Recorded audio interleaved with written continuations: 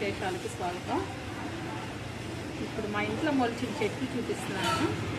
నేను రోజు కూరగాయలు కడిగిన నీళ్ళు ఈ కుండీలో పోస్తానండి. ఇక్కడ మొలిచిన చెట్లు చూపిస్తాను చూడండి.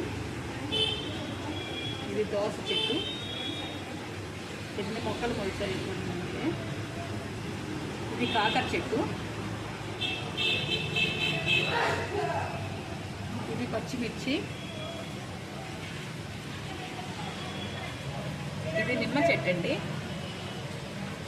ఇది వేరుశెనగ చెట్టు.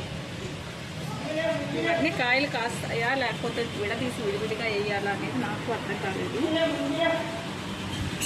నేను ఉండేది మిద్ది మీద కాబట్టి ఇవి విడిగా వేయాలంటే చాలా ప్రాసెస్ చేయాలి.